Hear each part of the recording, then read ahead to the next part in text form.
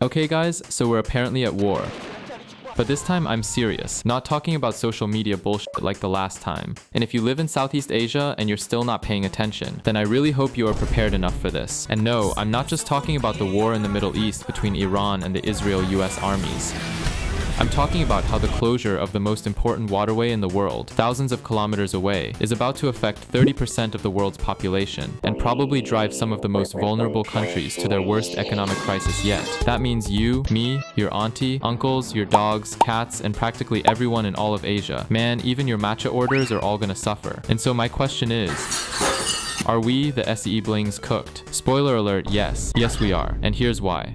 On February 28th, both the United States and Israel launched a massive attack on Iran. This attack killed the Iranian Supreme Leader, Ayatollah Ali Khamenei, along with several other senior members of the Iranian military commanders. After a few days, on March 2nd, Iranian officials retaliated and declared that the Strait of Hormuz was closed for all trade ships passing through it. And I know what you're thinking. I missed the part where that's my problem. Trust me, you would be surprised. The Middle East is approximately 4,000 up to 7,000 kilometers away from us, depending on where you live. Well, it's a big problem. If you think COVID was bad, I have some really bad news for you. Now, for those who haven't really read much of the world geography in both elementary and high school, the Strait of Hormuz is arguably the most important shipping lane in the entire world. Of course, normal people wouldn't know that. A tuk-tuk driver in Thailand probably never heard of the Strait of Hormuz. A tricycle driver in the Philippines probably never even knew there was such a thing until recently. And that's okay. It's not exactly their problem to begin with, but right now, it's everyone's problem. It's been all over the news for like what, a month now? You really can't escape it. And to be fair, economically, politically, and geographically, you can't. The thing about the Strait of Hormuz is that it's not the same as the Panama Canal or Suez Canal. Remember this hella thick ship that practically put a chokehold on global trade? You've probably never heard of them before, because you're still busy e-dating the person you met on Genshin Impact. But that situation alone actually blocked over $9 billion worth of goods every day, and the effect was immediate. Prices went up, and other ships were forced to reroute to the Cape of Good Hope in South Africa, causing delays in shipping necessary goods and increasing their fuel consumption. And if you don't know where Cape of Good Hope is, just watch the 2012 movie. People pay the price when these large ships block trade routes. And this situation wasn't even that bad, because it lasted for what, 6 or 7 days. At most, people saw a 50 cents increase in the average per gallon prices. The average price was $70 per barrel back then, and that was because a ship blocked one of the most important waterways in the Middle East. Check the calendars. That was just back in 2021. That was not a big problem for most people. It's not like anyone noticed the price difference anyway. But 5 years later, the situation in the Middle East is actually a lot worse than before, and I'm not even exaggerating for dramatic effect. Ever since the war started, Iran has declared that the Strait of Hormuz is now closed for all ships affiliated with the United States, Israel, and the Gulf states. And if you know anything about the Middle East, it's known for two things: war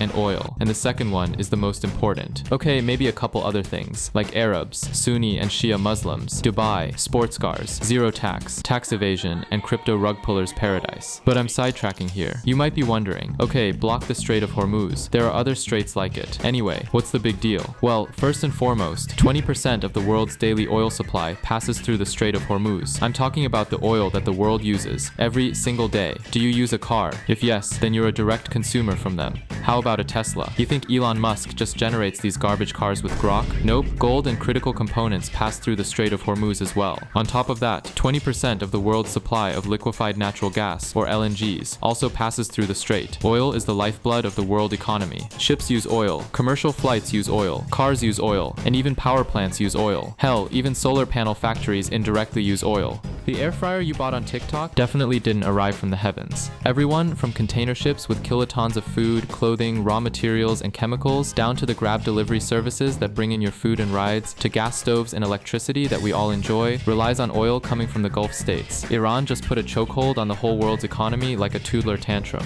simply because the United States and Israel can't stop bombing other countries.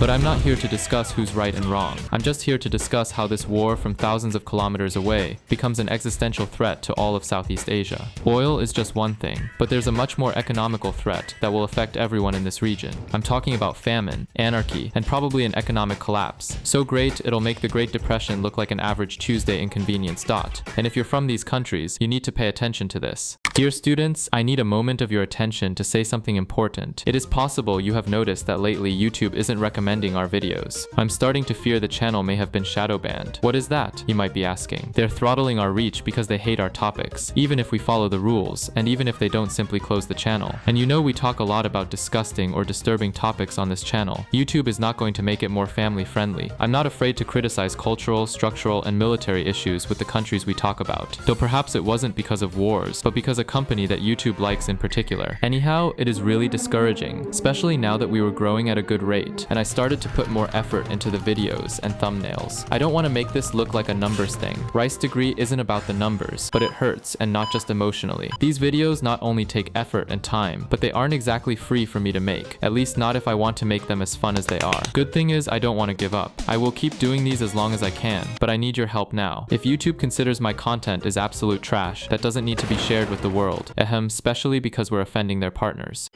then help me prove them wrong. Help me share the video manually with the people you know. I'm also making some short videos that you'll be able to see not only in YouTube Shorts but in other platforms as well. We'll tell you more about that later. But anyhow, let's continue with the video. As I mentioned earlier, 1/5 of the world's oil and liquefied natural gas comes from the Middle East. That's one thing everyone knows about by now. But if you're from the East and Southeast Asia in general, you probably wouldn't know about this unless you've studied logistics, trade, and economics in college. So now I gotta ask you guys a question. What's arguably the most important crop in all of Asia? I'll give you a hint. It's in the channel's name. Welcome to the rice fields, motherfucker! Rice is the most important crop in all of Asia. It sustained us for thousands of years. People fought wars just to be paid in rice. And right now, 2.4 billion people rely on rice for their daily calorie intake. You can say that rice itself is the lifeblood of all of Asia. But rice doesn't come from the Middle East, right? The Gulf states itself wasn't exactly built for large farmlands, as we do here in Asia. But there's one thing that rice farmers need more than good soil and proper irrigation. It's fertilizer. The thing about farming is that you don't exactly need fertilizer to grow crops. But if you want to achieve high yields or optimize harvest time, you need them. Everyone who played Farmville or Stardew Valley at some point in their lives knew about this already.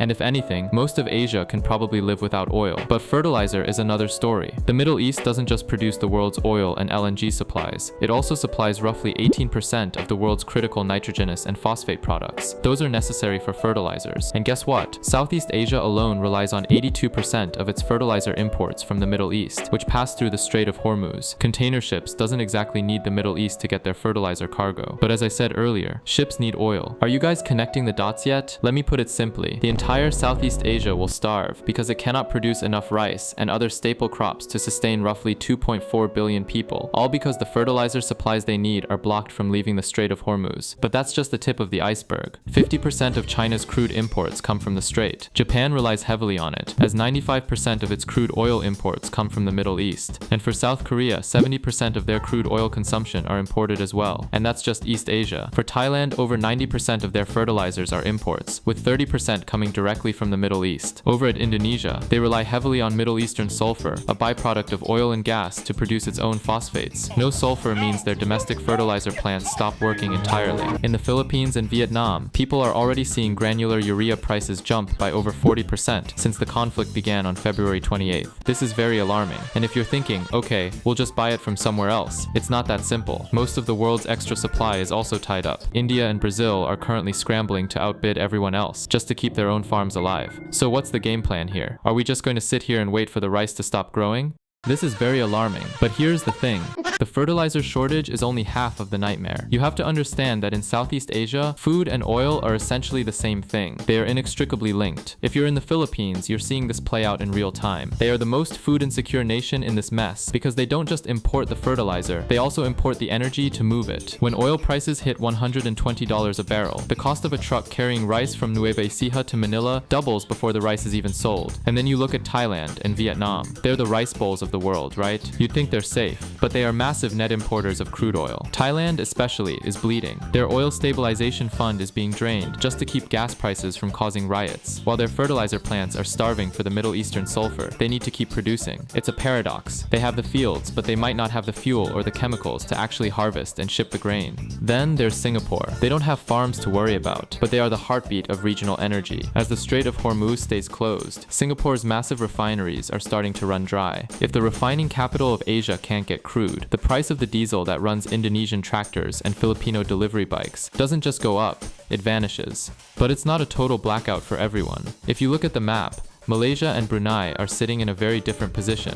They are the outliers. Because they have their own domestic oil and gas supplies, they aren't facing the same lights out scenario as Manila or Bangkok. While we're all out here fighting for a bag of urea or a liter of diesel, they're actually seeing their revenues climb. They are the only ones in the SE Bling family who aren't currently cooked. They're the ones watching the stove, but that's temporary. Over in Indonesia, the situation is the most volatile. They have the shortest oil buffer in the region, as they only have about 25 days of reserves. They produce their own urea, sure, but their entire phosphate industry relies on sulfur that is currently trapped behind an Iranian blockade. They are quite literally 3 weeks away from a total industrial shutdown. We've spent the last decade bragging about how interconnected we are, but in March 2026, we're finding out that interconnected is just another word for collectively vulnerable.